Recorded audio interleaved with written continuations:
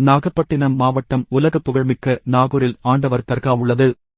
இந்த தர்காவில் ஆண்டுதோறும் கந்தூரி விழா சிறப்பாக நடைபெறும். இதன்படி 468 கந்தூரி விழா கடந்த 2ஆம் தேதி கொடியேற்றத்துடன் தொடங்கியது. நேற்று இரவு பேர் வைத்தல் நிகழ்ச்சி நடைபெற்றது. நாகூர் ஆண்டவர் கந்தூரி விழா முக்கிய நிகழ்ச்சியான சந்தனக்கூடு ஊர்வலம் இன்று இரவு 8 மணியளவில் நடந்தது.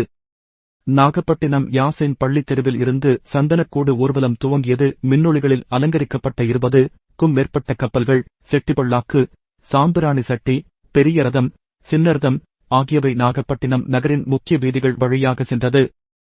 பின்னர் நாளை 12ஆம் தேதி அதிகாலை நாகூர் தர்கா அலங்கார வாசல் வந்தடையும். அதனைத் தொடர்ந்து சந்தனம் பூசும் நிகழ்வு நடைபெறும். இவ்விழாவில் கலந்து கொள்ள தமிழ்நாடு, ஆந்திரா, கேரளா, மகாராஷ்டிரா ஆகிய மாநிலங்களில் இடங்களில் இருந்து பொதுமக்கள் கலந்து கொண்டனர்.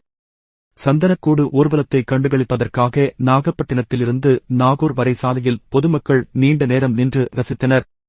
நாகூர் நாகப்பட்டினம் சாலையில் சந்தனக்கூடு ஊர்வலம் வருவதால் போக்குவரத்து மாற்றி அமைக்கப்பட்டது. மாவட்ட காவல்துறை கண்காணிப்பாளர் அருண் கபிலன் தலைமையில் 1000க்கும் மேற்பட்ட போலீசார் பாதுகாப்பு பணியில் ஈடுபட்டுள்ளனர். நாகூர் கந்தூரி விழாவை முன்னிட்டு நாகை மாவட்டம் முழுவதும் உள்ள கல்லூரி மற்றும் பள்ளிகளுக்கு மாவட்ட ஆட்சியர் ஆகாஷ் உள்ளூர் விடுமுறை அறிவித்துள்ளார்.